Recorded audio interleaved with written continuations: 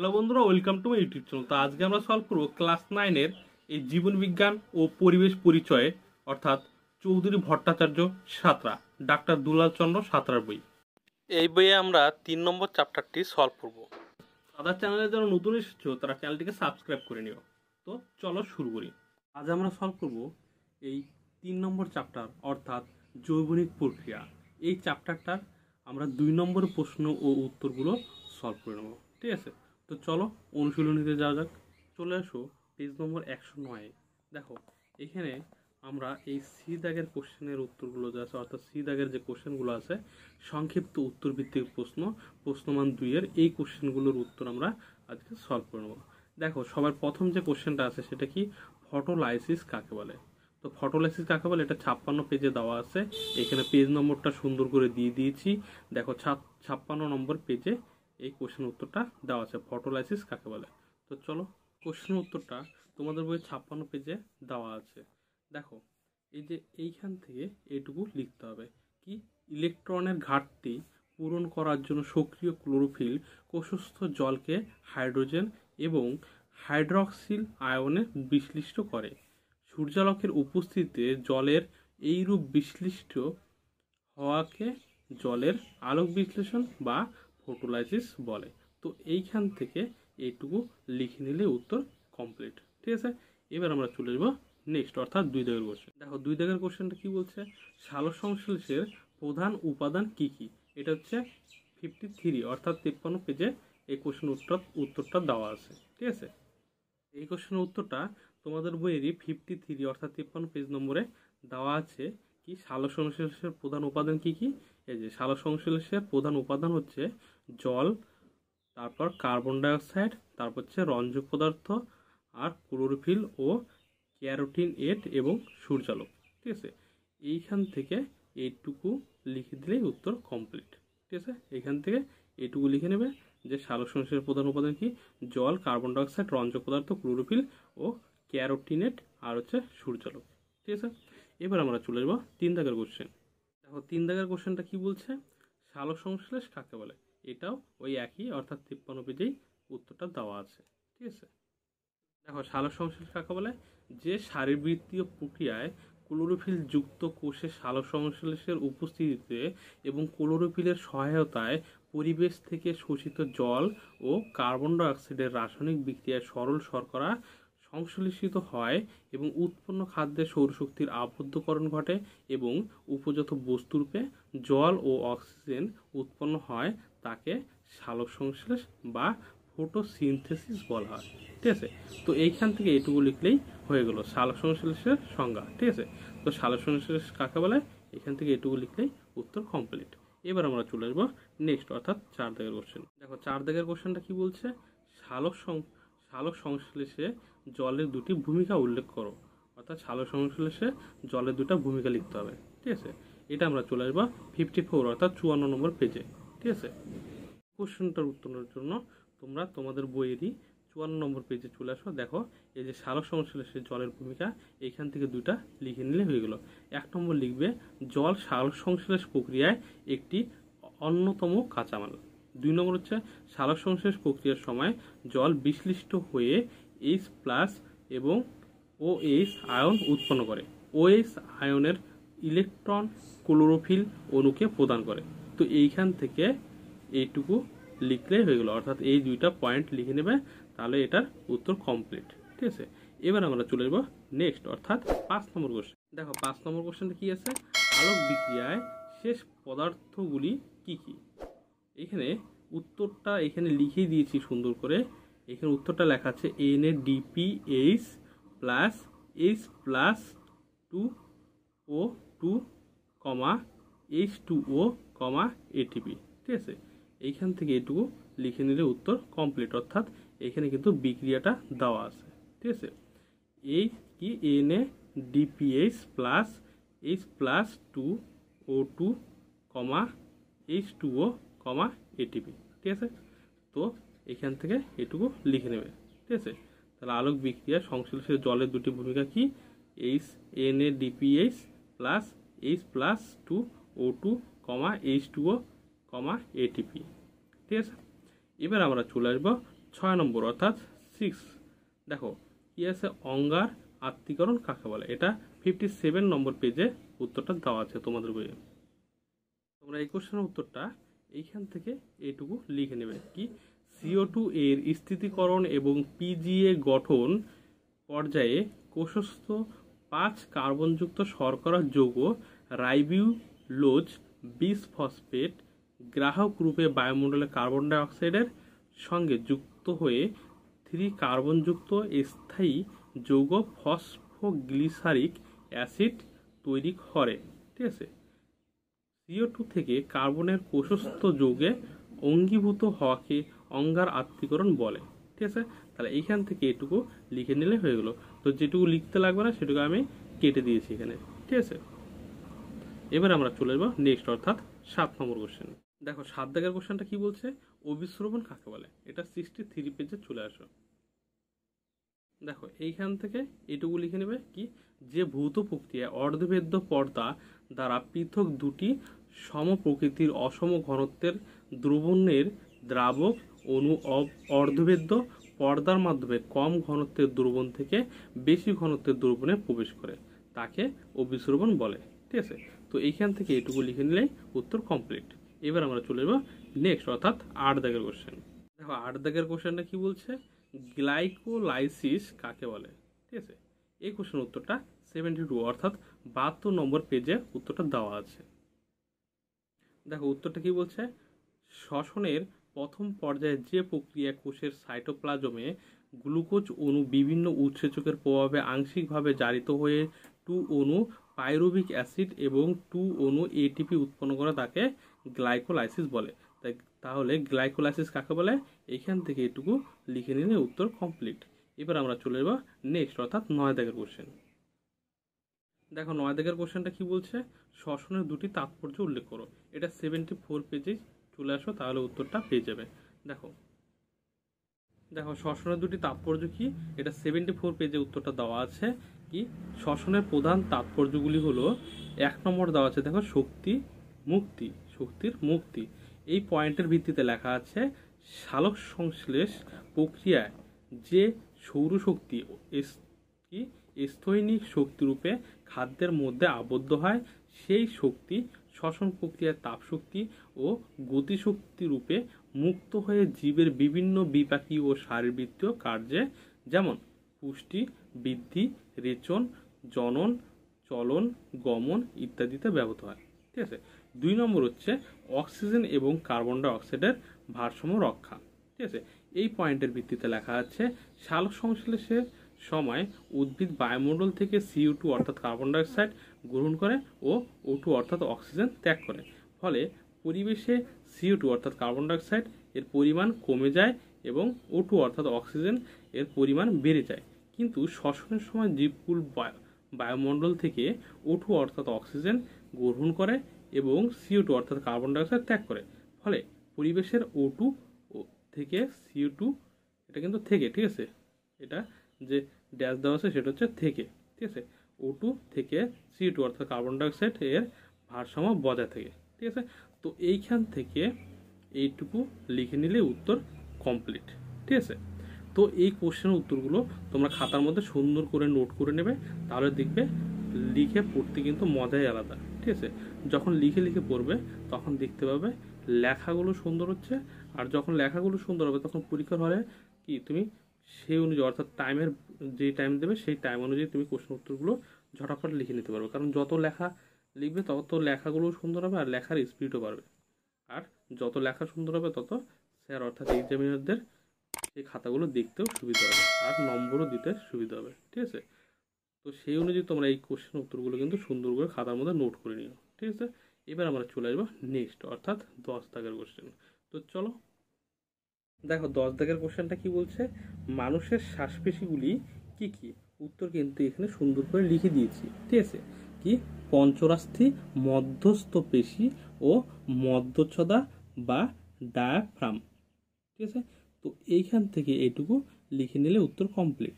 তো এই কথাটা আর একবার বলছি, পঞ্চরাস্থি, মধ্যস্থ পেশি ও মধ্যচ্ছদা বা ডায়াফ্রাম। ঠিক আছে, তো এইটুকু সুন্দর করে তোমরা লিখে নিও। ঠিক আছে, এবার যদি এই লেখাটা না বুঝতে পারো তাহলে কমেন্টে জানিও, তাহলে আমি আবার কমেন্টে লিখে দেবো। এবার চলে আসবো আমরা 11 দাগের কোশ্চেন। 11 দাগের কোশ্চেন বলছে সন্ধান কাকে বলে। এটা 72 পেজে চলে আসো, তাহলে উত্তরটা পেয়ে যাবে। ঠিক আছে, দেখো সন্ধান কাকে বলে।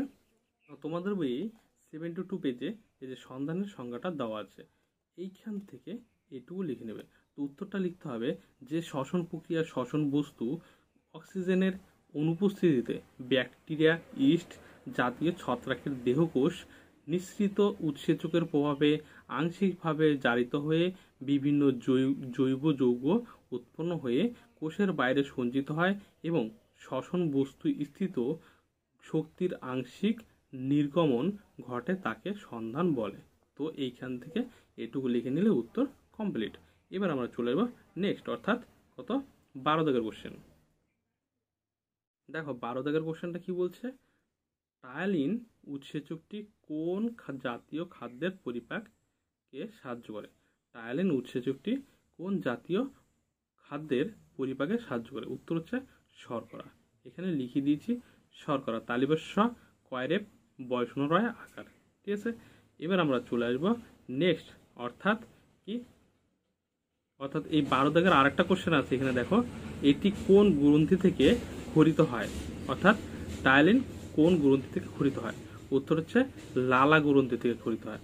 ঠিক আছে, তাহলে টায়ালিন কোন গ্রন্থি থেকে ক্ষরিত হয়, লাল কি লালা গ্রন্থি, লয়াকার লালা গয়রফলা তন্ত নয়থয় রশ্মি গ্রন্থি। ঠিক আছে, তো প্রথম কোশ্চেনটা হচ্ছে টায়ালিন উৎসেচকটি কোন জাতীয় খাদ্যের পরিপাকে সাহায্য করে।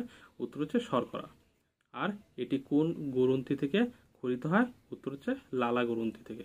ঠিক আছে, এবার চলে আসবো 13 থেকে কোশ্চেনটা কি বলছে, আত্তীকরণ কাকে বলে। এই কোশ্চেনের উত্তরটা 82 নম্বর পেজে উত্তরটা দেওয়া আছে। ঠিক আছে, আত্তীকরণ কাকে বলে। এই কোশ্চেনের উত্তরটা তোমরা এই 82 অর্থাৎ 82 পেজে এই কোশ্চেনের উত্তরটা তোমরা পেয়ে যাবে, কি আত্তীকরণ কাকে বলে। তো আত্তীকরণ সংখ্যাটা এখান থেকে এটুকু লিখতে হবে, কি কি লিখবে, যে প্রক্রিয়ায় শোষিত সরল খাদ্য কোষের প্রোটোপ্লাজমের কি অংশীভূত হয় তাকে আত্তীকরণ বলে। তাহলে কোশ্চেনের উত্তরটা কি লিখবে, যে প্রক্রিয়ায় শোষিত সরল খাদ্য কোষের প্রোটোপ্লাজমের অংশীভূত হয় তাকে আত্তীকরণ বলে। তো এখান থেকে এটুকু লিখে নিলেই উত্তর কমপ্লিট। এবার আমরা চলে আসবো নেক্সট, অর্থাৎ 13 দাগের কোশ্চেন। ঠিক আছে, দেখো 14 নম্বর কোশ্চেনটা কি বলছে, উপচিতি ও অপচিতি বিপাকের দুটি পার্থক্য লেখো। উপচিতি ও অপচিতি বিপাকের দুটি পার্থক্য এখানে এই বইটায় দেওয়া নেই, সেই কারণে আমি উপরে সুন্দর করে লিখে নিয়েছি। দেখো বইয়ের উপরের দিকে দেওয়া আছে উত্তরটা।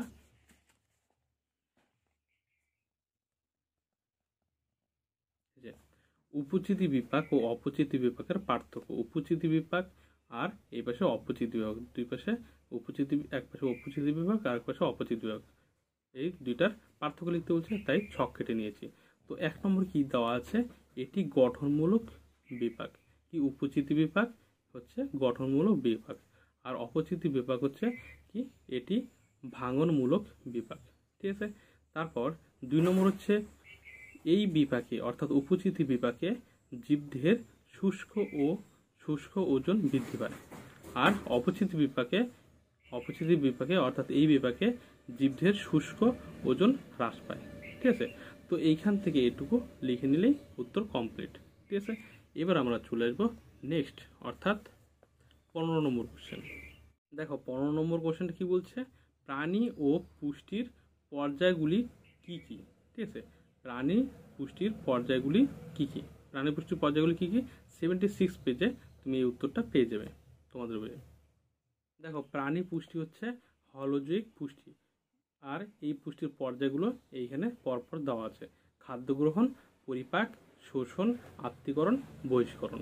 তো এটা পরপর এইভাবে লিখে নিলে তাহলে উত্তরটা কমপ্লিট। ঠিক আছে, প্রাণী পুষ্টির পর্যায়গুলি কি কি, তাহলে খাদ্য গ্রহণ, পরিপাক, শোষণ, আত্তীকরণ, বহিষ্করণ, এইভাবে পরপর নম্বর দিয়ে দিয়ে লিখে নেবে। ঠিক আছে, এটা 76 অর্থাৎ তোমাদের বইয়েরই 76 পেজে উত্তরটা পেয়ে যাবে। ঠিক আছে, এবার আমরা চলে যাব নেক্সট। দেখো 16 নম্বর কোশ্চেনটা কি বলছে, মৃতজীবী ও মিথজীবী উদ্ভিদের দুটি পার্থক্য দেখো। তো এই কোশ্চেনের উত্তরটা বইয়ে সেভাবে দেওয়া নেই, সেই কারণে আমি সুন্দর করে লিখে দিয়েছি। দেখো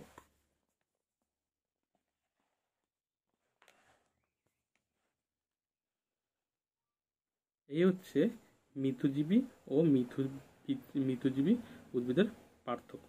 ঠিক আছে, তাহলে মিথজীবী আর হচ্ছে মিথজীবীর মধ্যে পার্থক্য হচ্ছে এই পাশে লিখে নিয়েছি মিথজীবী আর এই পাশে লিখে নিয়েছি মিথজীবী। ঠিক আছে, তো মিথজীবীতে কি লেখা আছে, এরা মিথজীব দেহে শেষ থেকে পুষ্টির শোষণ করে। আর এরা মিথজীবীর মধ্যে কি লেখা আছে, এরা মৃত জৈব পদার্থ থেকে পুষ্টিরস শোষণ করে। এবার মিথজীবীর একটা উদাহরণ দিয়ে দিয়েছি, উদাহরণ হচ্ছে মিউকর, আর হচ্ছে মিথজীবীর মধ্যে একটা উদাহরণ দিয়ে দিয়েছি ইস্ট। ঠিক আছে, এবার আমরা চলে আসবো নেক্সট, অর্থাৎ এবার আমরা চলে আসবো এই 17 দাগের কোশ্চেন, কারণ 16 নম্বর কমপ্লিট। এবার 17 নম্বর কোশ্চেনটা কি বলছে, সুষম খাদ্য কাকে বলে। এই কোশ্চেনের উত্তরটা তোমাদের বইয়েরই 83 পেজে চলে আসো। সুষম খাদ্য কাকে বলে, এই উত্তরটা তোমাদের বইয়েরই 83 পেজে উত্তরটা দেওয়া আছে সুন্দর করে। কি আছে, ব্যক্তি বিশেষের পুষ্টি সাধন, স্বাভাবিক বৃদ্ধি, কর্মশক্তি উৎপাদন, দৈহিক ক্ষয়পূরণ ইত্যাদির জন্য প্রয়োজনীয় কার্বোহাইড্রেট, প্রোটিন, ফ্যাট, খনিজ লবণ, ভিটামিন ও জল, এই 6টি উপাদান নির্দিষ্ট আনুপাতিক মিশ্রণে প্রস্তুত যে খাদ্য থেকে উপযুক্ত পরিমাণে ক্যালোরি পাওয়া যায় তাকে সুষম খাদ্য বলে। তো এইখান থেকে এটুকু লিখে নিলে উত্তর কমপ্লিট। এবার আমরা চলে আসবো নেক্সট। দেখো 18 নম্বর কোশ্চেনটা কি বলছে, উৎসেচককে কেন জৈব অনুঘটক বলা হয় তার দুটি কারণ লেখো। তো উৎসেচককে কেন জৈব অনুঘটক বলা হয় তার দুটা কারণ, এই 1 নম্বর এই যে 2 নম্বর, এই দুইটা লিখে দিয়েছে এইখানেই। দেখো 1 নম্বর লেখা হয়েছে এরা নির্দিষ্ট সাবস্ট্রেটর ওপর কাজ করে, আর 2 নম্বর লেখা আছে এরা জৈব রাসায়নিক বিক্রিয়ায় হারকে ত্বরান্বিত করে। ঠিক আছে, এবং বিক্রিয়ার শেষে নিজে অপরিবর্তিত থাকে, তাই উৎসেচককে জৈব অনুঘটক বলা হয়। তো এইখান থেকে তোমরা এইটুকু লিখে নেবে। উত্তরটা আরেকবার বলছি, কি এরা নির্দিষ্ট সাবস্ট্রেটর ওপর কাজ করে। 2 নম্বর হচ্ছে এরা জৈব রাসায়নিক বিক্রিয়ার হারকে ত্বরান্বিত করে এবং বিক্রিয়ার শেষে নিজে অপরিবর্তিত থাকে, তাই উৎসেচককে জৈব অনুঘটক বলা হয়। ঠিক আছে, এবার আমরা চলে আসবো নেক্সট, অর্থাৎ কি এই 19 দাগের কোশ্চেন। 19 দাগের কোশ্চেনটা হচ্ছে মুক্ত সংবহন কাকে বলে। ঠিক আছে, মুক্ত সংবহন কাকে বলে। দেখো এই কোশ্চেনের উত্তরটা 86 পেজে তোমরা পেয়ে যাবে তোমাদের বই। 86 পেজে চলে আসো। দেখো মুক্ত সংবহন কাকে বলে, এইখান থেকে এইটুকু লিখতে হবে। এখানে কি লেখা আছে, যে সংবহনে রক্ত কেবল রক্তবাহের মাধ্যমে আবদ্ধভাবে সংবাহিত না হয়ে সংবহনকালে দেহ গহ্বরে মুক্ত হয় এবং দেহকোষের প্রত্যক্ষ সংস্পর্শে আসে, তাকে মুক্ত সংবহন বলে। তো এইখান থেকে এটুকু লিখে নিলেই কি মুক্ত সংবহনের সংজ্ঞাটা হয়ে গেল। ঠিক আছে, তো এবার আমরা চলে আসবো নেক্সট, অর্থাৎ কত নম্বর কোশ্চেন। দেখো 20 দাগের কোশ্চেন বলছে দ্বৈত সংবহন কত প্রকারের ও কি কি। দ্বৈত সংবহন কিন্তু 2 প্রকারের। ঠিক আছে, 1 নম্বর এখানে সুন্দর করে লিখে দিয়েছি। দেখো সিস্টেমিক দন্ত সরসী দন্ত 6টা ওকার। ঠিক আছে, সিস্টে দন্ত সরসী দন্ত 6টা একার ময়রসী ক সিস্টেমিক। আর 2 নম্বর হচ্ছে পাল মোনারি সংবহন, পয়াকার লপাল, ময়কার নয়াকার মোনা বয়সনরসী মোনারি সংবহন। ঠিক আছে, দন্ত স অনস্ব সং বহ ন বহন। ঠিক আছে, তাহলে দ্বৈত সংবহন কত প্রকার ও কি কি। দ্বৈত সংবহন হচ্ছে 2 প্রকার। 1 নম্বর হচ্ছে সিস্টেমিক, 2 নম্বর হচ্ছে পাল মোনারি সংবহন। ঠিক আছে, এবার আমরা চলে আসবো নেক্সট, অর্থাৎ কত 21 দাগের কোশ্চেন। 21 দাগের কোশ্চেনটা কি বলছে, হিমোলিম কাকে বলে। হিমোলিম কাকে বলে। ঠিক আছে, তো এই কোশ্চেন উত্তরটা 86, অর্থাৎ তোমাদের বইয়েরই 86 নম্বর পেজে চলে আসো, তাহলে উত্তরটা পেয়ে যাবে। ঠিক আছে, দেখো হিমোলিম কাকে বলে, এইখান থেকে এটুকু লিখে নিলে হয়ে গেল। আরশোলার শ্বাসরঞ্জকবিহীন বর্ণহীন রক্তকে হিমোলিম বলে। ঠিক আছে, তাহলে কি আরশোলার শ্বাসরঞ্জকবিহীন বর্ণহীন রক্তকে কি বলা হয়, হিমোলিম বলে। ঠিক আছে, তো এটুকু এখান থেকে এটুকু লিখে নিলে হয়ে গেল। ঠিক আছে, তো এটুকু লিখে নেবে। আর বারবার বলছি, যখন তোমরা এই ভিডিওটা দেখবে তখন অবশ্যই কিন্তু কোশ্চেনের উত্তরগুলো সুন্দর করে খাতার মধ্যে নোট ডাউন করে নেবে, তাহলে দেখবে সেই কোশ্চেনের উত্তরগুলো পরপর থাকবে আর পড়তেও খুব মজা লাগবে আর তাড়াতাড়ি পড়াগুলো মুখস্থ হবে। বুঝলো? এবার আমরা চলে আসবো নেক্সট পরের কোশ্চেন, অর্থাৎ কত নম্বর কোশ্চেন? আমাদের 21 নম্বর কোশ্চেনটা হয়ে গেল। এবার আমরা করব 22 নম্বর কোশ্চেন। 22 নম্বর কোশ্চেনটা কি আছে? শ্বেত কণিকার দুটি কাজ উল্লেখ করো। তাহলে শ্বেত কণিকার দুটি কাজ কি? এটা 90 অর্থাৎ 90 নম্বর পেজে উত্তরটা দেওয়া আছে। ঠিক আছে, দেখো শ্বেত রক্তকণিকা, এই যে শ্বেত রক্তকণিকা এর কাজ দেওয়া আছে এখানটাতে। কি শ্বেত রক্তকণিকার কাজ কি লিখবা? শ্বেত রক্তকণিকা বিভিন্ন কাজ করে, যেমন 1 নম্বর হচ্ছে মনোসাইট ও নিউট্রোফিল শ্বেত কণিকা ফ্যাগোসাইটোসিস পদ্ধতিতে রোগ জীবাণু ধ্বংস করে। 2 নম্বর হচ্ছে লিম্ফোসাইট শ্বেত কণিকা অ্যান্টিবডি সৃষ্টি করে, দেহে রোগাক্রমণ প্রতিরোধ করে। এই দুইটা পয়েন্ট লিখলেই হয়ে গেল। ঠিক আছে, সঙ্গে সঙ্গে আরো 3 নম্বর বা 4 নম্বর পড়ে রাখবে। তো পড়ে রাখতে তো কি সমস্যা, না পড়ে তো রাখাই যায়। ঠিক আছে, তো 4 নম্বর পর্যন্ত তোমরা পড়ে রাখবে। ঠিক আছে, তো 1 আর 2 নম্বর পয়েন্ট লিখলে কিন্তু ফুল মার্কস পেয়ে যাবে। ঠিক আছে, এবার আমরা চলে আসবো নেক্সট কোশ্চেন। দেখো এবার আমরা চলে আসবো এই 23 দাগের কোশ্চেন। কি আছে? লসিকার দুটি কাজ লেখো। উত্তরটা 88 নম্বর পেজে দেওয়া আছে। ঠিক আছে, তো লসিকার দুটি কাজ কি কি? দেখো এ হচ্ছে লসিকার দুটো কাজ এই দেওয়া আছে। 1 নম্বর হচ্ছে লসিকা কলাকোষে পুষ্টি সরবরাহ করে, এই একটা কাজ লিখলা। 2 নম্বর কাজ হচ্ছে লসিকা রক্তজারক থেকে অক্সিজেনকে কলাকোষে সরবরাহ করে। 3 নম্বর দেওয়া আছে লসিকায় শ্বেত কণিকা মধ্যস্থ লিম্ফোসাইট দেহে প্রতিরক্ষায় সাহায্য করে। 4 নম্বর হচ্ছে লসিকা অন্ত্র থেকে ফ্যাট শোষণে সহায়তা করে। এই 4টার মধ্যে যে কোনো তোমরা 2টা বা 3টা লিখে নিলেই উত্তর কমপ্লিট। এবার আমরা চলে যাবো নেক্সট। এবার দেখো 24 নম্বর কোশ্চেন কি লেখা আছে? মানবদেহে জলের দুটি ব্যবহার উল্লেখ করো। মানবদেহে জলের দুটি ব্যবহার কি কি?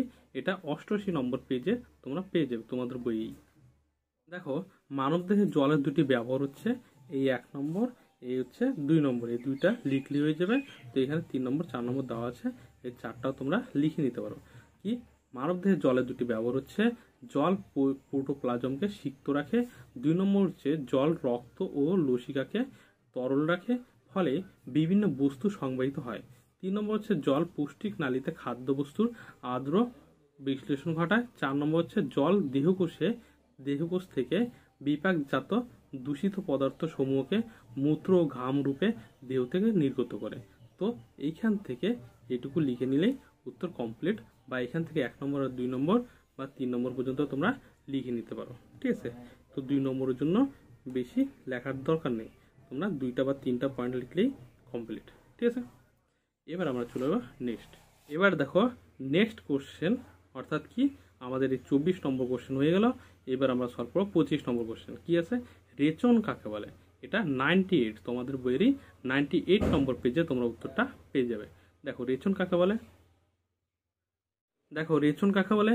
যে জৈবিক প্রক্রিয়ায় জীবের দেহকোষে উৎপন্ন বিপাকজাত দূষিত পদার্থগুলি দেহকোষে অদ্রাব্য ক্লাস বা কোলয়েড রূপে সাময়িকভাবে সঞ্চিত থাকে বা জীবদেহ থেকে নির্গত হয়ে যায়, ফলে জীবদেহ স্বাভাবিক ও সুস্থ থাকে, তাকে রেচন বলে। ঠিক আছে, তো এইখান থেকে এটুকু উত্তর লিখে নিলে কমপ্লিট। ঠিক আছে, তো রেচন কাকে বলে বুঝে গেল। এইখান থেকে এটুকু লিখে নেবে, তাহলে উত্তর কমপ্লিট। এবার আমরা চলে যাবো নেক্সট কোশ্চেন। অর্থাৎ 26। কি আছে? উদ্ভিদ রেচনের দুটি বৈশিষ্ট্য লেখো। উদ্ভিদ রেচনের দুটি বৈশিষ্ট্য কি?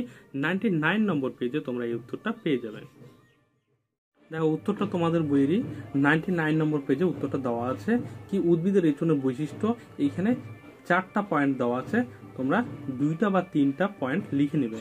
কোনো সময় উত্তর শর্ট লিখবে না। ঠিক আছে, যতটা পারবে একটু বেশি লেখার চেষ্টা করবে, তাহলে নম্বর ফুল দেবে। ঠিক আছে, অর্থাৎ যদি একটু বেশি করে লেখো তাহলে নম্বর কাটার কোনো জায়গা থাকবে না। দেখো 1 নম্বর পয়েন্ট কি? উদ্ভিদের রেচন পদার্থগুলো প্রাণীদের তুলনায় কম জটিল ও কম ক্ষতিকর। 2 নম্বর হচ্ছে উদ্ভিদের বিপাকীয় ক্রিয়ার হার কম হয়, এদের দেহে রেচন পদার্থ কম উৎপন্ন হয়।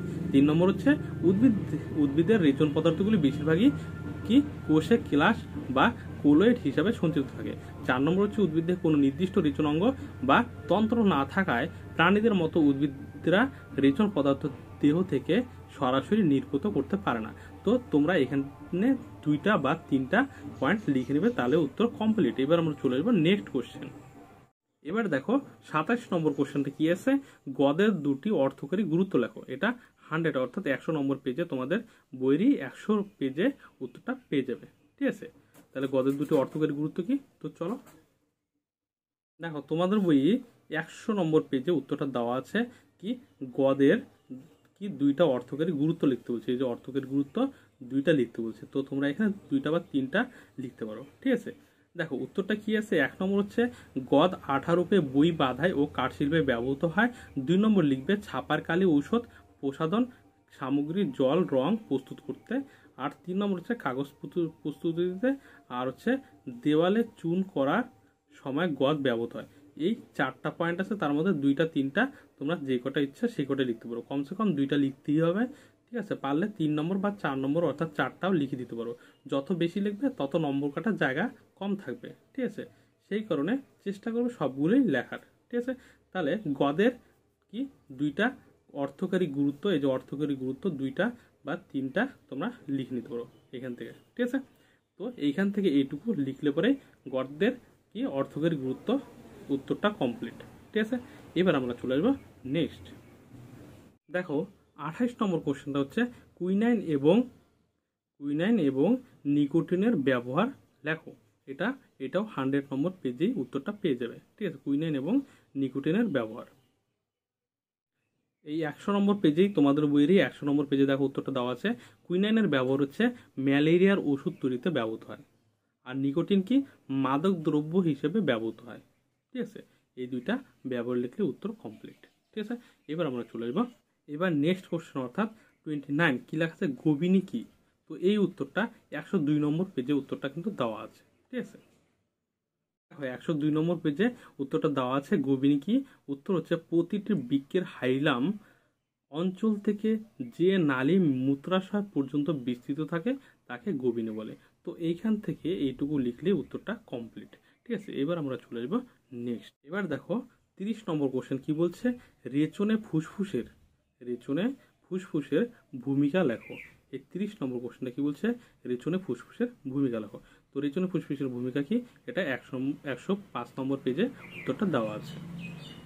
তো 105 নম্বর পেজে দেখো রেচনে ফুসফুসের ভূমিকা হচ্ছে কি, ফুসফুস গ্লুকোজ দহনে ফলে উৎপন্ন কার্বন ডাইঅক্সাইড ও জলীয় বাষ্প দেহের বাইরে নিষ্কাশিত করে রেচনে সহায়তা করে অর্থাৎ সাহায্য করে। 18 লিটার কার্বন ডাইঅক্সাইড প্রতি ঘন্টায় এবং 400 ml জলীয় বাষ্প প্রতিদিনে 24 ঘন্টায় অর্থাৎ প্রতিদিন অর্থাৎ কি 24 ঘন্টায় নির্গত হয়। তো এইখান থেকে এইটুকু লিখলেই কমপ্লিট। এবার আমরা চলে আসবো নেক্সট কোশ্চেন। এবার দেখো 31 নম্বর কোশ্চেন কি আছে, কার্য বর্ণালী কাকে বলে। এটা 54 অর্থাৎ 54 নম্বর পেজে তোমরা উত্তরটা পেয়ে যাবে। দেখো কার্য বর্ণালী কাকে বলে, আলোক দশাতে দৃশ্যমান আলোক রশ্মি বিভিন্ন তরঙ্গ দৈর্ঘ্যের পৃথক পৃথকভাবে উপস্থিতিতে O2 অর্থাৎ অক্সিজেন উৎপাদনে হারে মধ্যে অর্থাৎ আলোক দশা সম্পাদনের হারের মধ্যে, ঠিক আছে, তারতম্য লক্ষ্য করা যায়। একে লেখচিত্রের সাহায্যে প্রকাশ করা হলে তাকে কার্যবর্ণালী বলে। তো এইখান থেকে এইটুকু লিখে নিলে হয়ে গেলো। ব্র্যাকেটে যেটুকু আছে সেটুকু যদি নাও লেখো তাও কোনো সমস্যা নেই। তো এইখান থেকে এইটুকু লিখলেই কার্যবর্ণালী কাকে বলে সেই উত্তরটা কমপ্লিট। এটা তোমাদের 54 অর্থাৎ 54 নম্বর পেজে উত্তরটা দেওয়া আছে। এবার দেখো কোশ্চেন হচ্ছে কি 32। 32 নম্বর কোশ্চেন, আলোক দশার প্রয়োজনীয় উপাদানগুলি কী কী। উত্তর হচ্ছে 56 পেজ। ঠিক আছে, আলোক দশার প্রধান উপাদানগুলি কী কী। আলোক দশার প্রধান উপাদান 56 নম্বর পেজে তোমাদের বইতে দেওয়া আছে। দেখো আলোক দশার প্রধান উপাদান হচ্ছে সূর্যালোক, জল, ক্লোরোফিল। ঠিক আছে, এই 3টা লিখলে উত্তর কমপ্লিট। এবার আমরা চলে যাবো নেক্সট। দেখো 34 নম্বর কোশ্চেন হচ্ছে হিল বিক্রিয়া কাকে বলে। উত্তর হচ্ছে 56 নম্বর পেজে এই উত্তরটা দেওয়া আছে। হিল বিক্রিয়া কাকে বলে। হিল বিক্রিয়া কাকে বলে, বিজ্ঞানী রবিন হিল 1990 প্রথম লক্ষ্য করেন যে জল বিশ্লিষ্ট হয়ে উৎপন্ন E- উপযুক্ত হাইড্রোজেন গ্রাহক কি ব্র্যাকেটে দেওয়া আছে প্রাকৃতিক NADP প্লাস কৃত্রিম পটাশিয়াম ফেরিসায়ানাইট, ঠিক আছে, ব্র্যাকেট ক্লোজ দ্বারা গৃহীত হয়। অর্থাৎ তোমরা এই ব্র্যাকেটে যেটুকু আছে সেটুকু না লিখলেও চলবে, ঠিক আছে। একে হিল বিক্রিয়া বলা হয়। তো এটুকু লিখলেই উত্তর কমপ্লিট। এর সঙ্গে যদি তোমরা চাও একটু এক্সট্রা লিখতে, তাহলে এটুকু লিখতে পারো, হিল বিকারক অনুপস্থিতি থাকলে H2O বিশ্লিষ্ট হয় না এবং O2 উৎপন্ন হয় না। আচ্ছা, তাহলে তোমাদের কোশ্চেন ছিল হচ্ছে হিল বিক্রিয়া কাকে বলে। তোমরা এইখান থেকে এইটুকু লিখে নেবে। তো উত্তরটা লিখবে, বিজ্ঞানী রবিন হিল 1990 প্রথম লক্ষ্য করেন যে জল বিশ্লিষ্ট হয়ে উৎপন্ন উৎপন্ন উপযুক্ত হাইড্রোজেন গ্রাহক দ্বারা গৃহীত হয়, একে হিল বিক্রিয়া বলা হয়, ঠিক আছে। তো এখান থেকে এটুকু লিখে নেবে, তাহলে কিন্তু উত্তর কমপ্লিট। এবার আমরা চলে আসবো নেক্সট। এবার দেখো 35 নম্বর কোশ্চেন কি বলছে, ক্যারোটিন এডের কাজ কি? উত্তর হচ্ছে 55, অর্থাৎ 55 নম্বর পেজে এই উত্তরটা দেওয়া আছে, ঠিক আছে। ক্যারোটিন এর কাজ তোমাদের বইয়ে 55 নম্বর পেজে কিন্তু দেওয়া আছে। দেখো, সালোক সংশ্লেষে ক্যারোটিন এডের ভূমিকা, অর্থাৎ ভূমিকা মানে হচ্ছে কাজ, ঠিক আছে। সালোক সংশ্লেষে ক্যারোটিন এডের কাজ, ঠিক আছে। কি, ক্যারোটিন এবং জ্যান্থোফিল আলোক শোষণ করে উত্তেজিত হয়, কিন্তু প্রত্যক্ষভাবে সালোক সংশ্লেষ করতে পারে না। এই উত্তেজিত রঞ্জক কণাগুলি শক্তিকে ক্লোরোফিল এ অণুতে স্থানান্তর করে পরোক্ষভাবে সালোক সংশ্লেষের হারকে ত্বরান্বিত করে। এইভাবে এরা আলোক দশাতে অ্যান্টেনা রঞ্জক কণা হিসেবে কাজ করে, ঠিক আছে। তো এইখান থেকে এটুকু লিখে নেবে, তাহলে উত্তর কমপ্লিট, ঠিক আছে। তাহলে ক্যারোটিন এডের ভূমিকা কি বা কাজ কি সেটা বোঝা গেল। এবার আমরা চলে আসবো এই 36 নম্বর কোশ্চেন কি আছে, আলোক নিরপেক্ষ দশায় প্রয়োজনীয় উপাদানগুলি কি কি? এটা 57 অর্থাৎ 57 নম্বর পেজে তোমরা উত্তরটা পেয়ে যাবে। দেখো, আলোক নিরপেক্ষ দশা অর্থাৎ কি, অন্ধকার দশা। অন্ধকার দশা মানে হচ্ছে আলোক নিরপেক্ষ দশা, ঠিক আছে। তাহলে অন্ধকার দশার আরেক নাম হচ্ছে আলোক নিরপেক্ষ দশা, বা আলোক নিরপেক্ষ দশার আরেক নাম হচ্ছে অন্ধকার দশা। এর প্রধান উপাদানগুলো এখানে দেওয়া আছে, CO2, RuBp, কি NADPH প্লাস H প্লাস এবং ATP, ঠিক আছে। এইখান থেকে এটুকু উত্তর, বা এইখান থেকে এটুকু লিখে নিলেই উত্তর কমপ্লিট। এবার দেখো এখানে 37 নম্বর কোশ্চেন কি আছে, আলোক নিরপেক্ষ দশায় উৎপন্ন দ্রব্যগুলি কি কি? আলোক নিরপেক্ষ দশা উৎপন্ন দ্রব্যগুলি হচ্ছে গ্লুকোজ, NADPH, ঠিক আছে। তাহলে কি লিখবো, আলোক নিরপেক্ষ দশা উৎপন্ন দ্রব্যগুলি হচ্ছে গ্লুকোজ আর হচ্ছে NADPH, ঠিক আছে। এইটুকু উত্তর, এই দুইটা পয়েন্ট লিখে নিলে হয়ে গেল। একটা হচ্ছে গ্লুকোজ আর একটা হচ্ছে NADPH, ঠিক আছে। এবার 38 নম্বর কোশ্চেনে চলে আসি। দেখো, আলোক দশা কাকে বলে? আলোক দশা কাকে বলে, এইখান থেকে এইটুকু তোমাদের লিখতে হবে।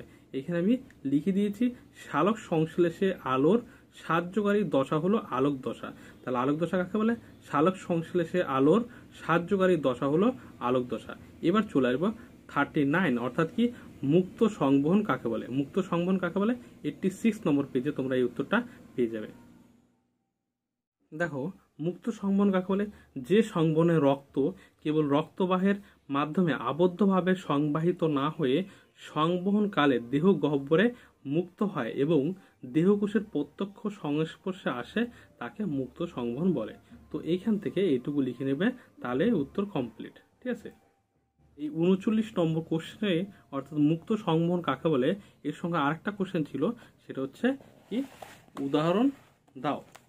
এই হচ্ছে কি, উদাহরণ দাও, অর্থাৎ মুক্ত সংবহন কাকে বলে, এর উদাহরণ দাও। তো মুক্ত সংবহন কাকে বলে এই উত্তরটা আমরা সলভ করলাম। আর উদাহরণ দাও কি আছে ওর নিচেই, অর্থাৎ ওই উত্তরটা নিচে দেখবে উত্তরটা দেওয়া আছে উদাহরণ, ঠিক আছে। সেটা কি, এই যে দেখো এখানে উদাহরণ দেওয়া আছে। মুক্ত সংবহন কাকে বলে আমরা এইখান থেকে এইটুকু বললাম, তাই তো। আর উদাহরণ হচ্ছে যে আরশোলা, চিংড়ি, শামুক, ঝিনুক ইত্যাদি, ঠিক আছে। তাহলে মুক্ত সংবহন কাকে বলে সেটা বোঝা গেল। এখান থেকে এটুকু লিখতে হবে আর উদাহরণ লিখতে হবে। উদাহরণ সুন্দর করে পয়েন্ট করে নেবে আর লিখবে আরশোলা, চিংড়ি, শামুক, ঝিনুক ইত্যাদি, ঠিক আছে। সবসময় চেষ্টা করে পয়েন্টের ভিত্তিতে লেখার জন্য, তাহলে পয়েন্টের ভিত্তিতে লিখলে পরে দেখতে পাবে যে নম্বর প্রচুর পাওয়া যায়, ঠিক আছে। এমনি লেখার থেকে পয়েন্টের ভিত্তিতে যদি তোমরা লেখো, তাহলে সহজেই উত্তর ও নম্বর, অর্থাৎ তোমরা খুব সহজে নম্বর পাবে, ঠিক আছে, পরীক্ষার খাতায়, ঠিক আছে। সেই কারণে চেষ্টা করবে সবসময়ের জন্য কি, পয়েন্টের ভিত্তিতে লেখার জন্য। যেরকম কোশ্চেন ছিল হচ্ছে মুক্ত সংবহন কাকে বলে, তুমি মুক্ত সংবহন পয়েন্ট করে নিলে আর এইখান থেকে এইটুকু লিখে নিলে, ঠিক আছে, এই পয়েন্টের ভিত্তিতে, ঠিক আছে। আবার কি উদাহরণ পয়েন্ট করলে, উদাহরণ পয়েন্ট করে এখান থেকে এইটুকু লিখে নিলে। এইভাবে পয়েন্ট করে যদি লেখো তাহলে নম্বর খুবই সহজে তোলা যায়, ঠিক আছে। কারণ এইভাবে লিখতে পারে কী হয়, মানে এক্সামিনারও বুঝতে পারে আর এক্সামিনারও বুঝতে সুবিধা হয়, ঠিক আছে, সেই কারণে নম্বর ভালো দেয় আর কি পরীক্ষায়। এবার দেখো নেক্সট কোশ্চেন, অর্থাৎ 40 নম্বর কোশ্চেন কি আছে, বদ্ধ সংবহন কাকে বলে। এটা 86 নম্বর পেজে উত্তরটা পেয়ে যাবে। দেখো বদ্ধ সংবহন কাকে বলে, উত্তরটা এইখান থেকে এটুকু লিখে নেবে কি, যে সংবহনে রক্ত সর্বদাই রক্তবাহ ও হৃৎপিণ্ডের মধ্যে আবদ্ধ থেকে সংবাহিত হয়, কখনোই দেহ গহ্বরে মুক্ত হয় না এবং দেহকোষের প্রত্যক্ষ সংস্পর্শে আসে না, তাকে বদ্ধ সংবহন বলে। যদি উদাহরণ লিখতে চাও তাহলে লিখবে মানুষ সহ সমস্ত মেরুদণ্ডী প্রাণী এবং কেঁচো, জোঁক ইত্যাদি অমেরুদণ্ডী প্রাণী যারা আছে সবই কি বদ্ধ সংবহনের অন্তর্গত, অর্থাৎ তুমিও বদ্ধ সংবহনের অন্তর্গত, ঠিক আছে।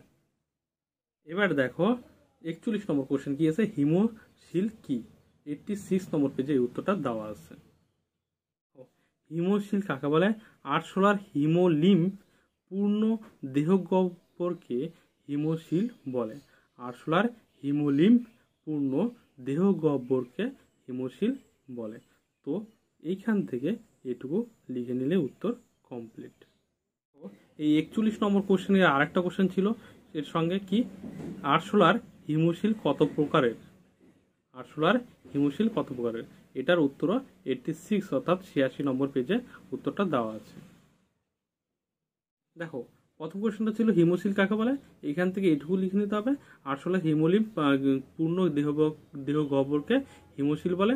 এই কোশ্চেনটার সঙ্গে আরেকটা কোশ্চেন কি ছিল, হিমোশিল কত প্রকারের। তাহলে হিমোশিল কত প্রকারের, 3 প্রকারের, ঠিক আছে। 1 নম্বর হচ্ছে, 1 নম্বর পয়েন্ট করে লিখবে পৃষ্ঠদেশে অবস্থিত পেরিকার্ডিয়াল সাইনাস, 2 নম্বর হচ্ছে মাঝখানে অবস্থিত পেরিভিসেরাল সাইনাস এবং 3 নম্বর লিখবে অঙ্ক দেশে অবস্থিত পেরিনিউরাল সাইনাস, ঠিক আছে। এই 3 প্রকারের হচ্ছে কি হিমোশিল, ঠিক আছে। তাহলে হিমোশিল কয় প্রকার, 3 প্রকার, ঠিক আছে। 3 প্রকার কি কি, পৃষ্ঠদেশে অবস্থিত 1 নম্বর দিয়ে লিখবে পৃষ্ঠদেশে অবস্থিত পেরিকার্ডিয়াল সাইনাস, 2 নম্বর হচ্ছে মাঝখানে অবস্থিত পেরিভিসেরাল সাইনাস, 3 নম্বর হচ্ছে অঙ্ক দেশে অবস্থিত পেরিনিউরাল সাইনাস, ঠিক আছে। আর তার আগে সংজ্ঞা লিখবে হচ্ছে আরশোলার হিমোলিম্ফ পূর্ণ দেহগহ্বরকে হিমোশিল বলে। প্রথমে পয়েন্ট করবে হিমোশিল, তারপরে এটুকু লিখবে, তারপরে পয়েন্ট করবে হচ্ছে হিমোশিল 3 প্রকার, যথা লিখে 1 2 3 এই 3টা পয়েন্ট করে লিখে নেবে, ঠিক আছে। এবার আমরা চলে আসবো নেক্সট। এবার দেখো 42 নম্বর কোশ্চেন হচ্ছে রক্ত তঞ্জনের তাৎপর্য কি। এটা 95 নম্বর পেজে তুমি উত্তরটা পেয়ে যাবে। রক্ত তঞ্জনের তাৎপর্য কি, রক্ত তঞ্জনের প্রধান তাৎপর্যগুলি হলো, 1 নম্বর রক্ত তঞ্জন রক্তক্ষরণ রোধ করে, ফলে দেহে রক্তের পরিমাণ স্বাভাবিক থাকে। 2 নম্বর লিখবে রক্ত তঞ্জন ব্যাহত হলে বিভিন্ন শারীরবৃত্তীয় ভৌত প্রক্রিয়া ব্যাপন, অভিস্রাবণ, পরিস্রাবণ ইত্যাদি ত্রুটিপূর্ণ হবে এবং রক্তের চাপ কমে যাবে। রক্তচাপ কমে গেলে দেহের বিভিন্ন শারীরবৃত্তীয় কার্যাবলীর ব্যাঘাত ঘটবে। তো এইখান থেকে এইটুকু লিখে নেবে, তাহলে উত্তর কমপ্লিট। উপরে পয়েন্ট করবে, এইভাবে সুন্দর করে পয়েন্ট করে এইখান থেকে এইটুকু লিখে নেবে, রক্ততঞ্জনের তাৎপর্য এটাকে পয়েন্ট করবে, আন্ডারলাইন করবে, তারপরে এইখান থেকে এইটুকু লিখে নেবে, তাহলে উত্তরটা দেখতে সুন্দর হবে আর লেখাটাও কি দেখতে সুন্দর হলে কি হবে, নম্বর বেশি পাবে, তাই তো। এবার দেখো এই 43 নম্বর কোশ্চেন কি আছে, আরশোলার হৃৎপিণ্ডের বৈশিষ্ট্য উল্লেখ করো। এই কোশ্চেন উত্তরটা 87 নম্বর পেজে উত্তরটা পেয়ে যাবে তোমাদের প্রতি, ঠিক আছে। দেখো দেখো আরশোলার হৃৎপিণ্ডের বৈশিষ্ট্য এইখান থেকে এইটুকু লিখে নেবে, উপরে লিখবে পয়েন্ট করবে আরশোলার হৃৎপিণ্ডের বৈশিষ্ট্য, তারপরে আন্ডারলাইন করবে, তারপরে এইখান থেকে এটি লিখে দেবে। এটি পেরিকার্ডিয়াল সাইনাসে অবস্থিত এবং বক্ষ ও উদর অঞ্চলে বিস্তৃত সরু ও নলাকার অংশবিশেষ, ঠিক আছে। এবার এর অগ্রপ্রান্ত অগ্র মহাধমনীতে উন্মুক্ত ও পশ্চাৎ প্রান্ত বদ্ধ। হৃৎপিণ্ডটি 13টি পেয়ালাকার প্রকোষ্ঠ নিয়ে গঠিত। প্রতিটি প্রকোষ্ঠ সামনের প্রকোষ্ঠ উন্মুক্ত থাকে। প্রকোষ্ঠদ্বয়ের সংযোগস্থলে কপাটিকা উপস্থিতি লক্ষ্য করা যায়। প্রতি প্রকোষ্ঠের পশ্চাৎভাগে একজোড়া করে অস্টিয়া নামক ছিদ্র থাকে। পেরিকার্ডিয়াল সাইনাস থেকে রক্ত এই ছিদ্রগুলি দিয়ে হৃদ প্রকোষ্ঠ প্রবেশ করে। ঠিক আছে, তো এইখান থেকে এটুকু লিখে নেবে। আর এইখানে একটা সুন্দর মার্ক করে, অর্থাৎ এরকম বক্স করে মার্ক করে নেবে কি আরশোলার হৃৎপিণ্ডের বৈশিষ্ট্য। তারপরে সেটাকে আন্ডারলাইন করবে, এইখান থেকে এটুকু তার ভিত্তিতে লিখে নেবে সুন্দর করে। ঠিক আছে, তাহলে কেন আমি বলছি এইভাবে পয়েন্ট করে তারপরে যদি এইভাবে লেখো তাহলে নম্বর ভালো পাওয়া যাবে। ঠিক আছে, এবার আমরা চলে যাবো নেক্সট কোশ্চেন। কি আছে 44 নম্বর কোশ্চেন হচ্ছে মানবদেহে জলের দুটি ব্যবহার উল্লেখ করো। তো এই কোশ্চেন উত্তরটা 88 নম্বর পেজে উত্তরটা দেওয়া আছে। দেখো, মানবদেহে জলের ব্যবহার হচ্ছে দুইটা লিখতে বলছে, তোমরা 1 নম্বর দিয়ে লিখবে জল প্রোটোপ্লাজমকে সিক্ত রাখে, 2 নম্বর হচ্ছে জল রক্ত ও লসিকাকে তরল রাখে, ফলে বিভিন্ন বস্তু সংবেদিত হয়, 3 নম্বর হচ্ছে জল পুষ্টিক নালীতে খাদ্যবস্তুর আর্দ্র বিশ্লেষণ ঘটায়, 4 নম্বর হচ্ছে জল দেহকোষ থেকে বিপাকজাত দূষিত পদার্থ সমূহকে মূত্র ও ঘাম রূপে দেহ থেকে নির্গত করে। তো এই 4টায় লিখে দিও, না হলে পারলে 3টা বা 2টা লিখিও। ঠিক আছে, কমসে কম 2টা তো তোমার লিখতে হবে, পারলে 3টা বা 4 নম্বর পর্যন্ত লিখে দিও, কারণ বেশি লিখলে পরে নম্বর পাওয়ার চান্সটা বেশি থাকে। বারবার বলছি, যদি বেশি করে লেখো, যে কটা আছে সব কটাই যদি লেখো তাহলে কি হবে, নম্বর কাটার চান্সটা কম থাকবে, অর্থাৎ 2 নম্বর 2-এ 2ই পাবে। ঠিক আছে, এবার আমরা চলে যাবো নেক্সট কোশ্চেন। এবারে দেখো 45 নম্বর কোশ্চেন হচ্ছে লসিকার দুটি ভূমিকা উল্লেখ করো। এই কোশ্চেনের উত্তরটা 88 নম্বর পেজে উত্তরটা দেওয়া আছে। ঠিক আছে, দেখো লসিকা এর ভূমিকা এই যে 1 2 3 4 এর 4টা দেওয়া আছে, তার মধ্যে 2টা বা 3টা বা 4টাই লিখতে পারো। প্রথমে উপরে পয়েন্ট করবে যে লসিকার ভূমিকা। ঠিক আছে, লসিকার ভূমিকা লিখে আন্ডারলাইন করবে, তারপরে 1 2 3 4 এইভাবে লিখে দেবে।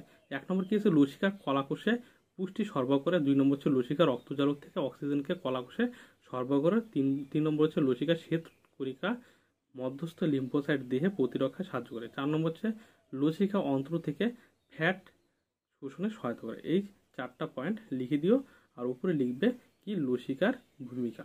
ঠিক আছে, তারপরে 1 2 3 4 এইভাবে 1 2 3 4 পয়েন্ট পয়েন্ট করে সুন্দর করে লিখে দেবে। ঠিক আছে, এইভাবে সুন্দর করে খাতার মধ্যে নোট করে নিও, তাহলে দেখবে লেখাগুলো মুখস্থ করতে খুবই সুবিধা হবে।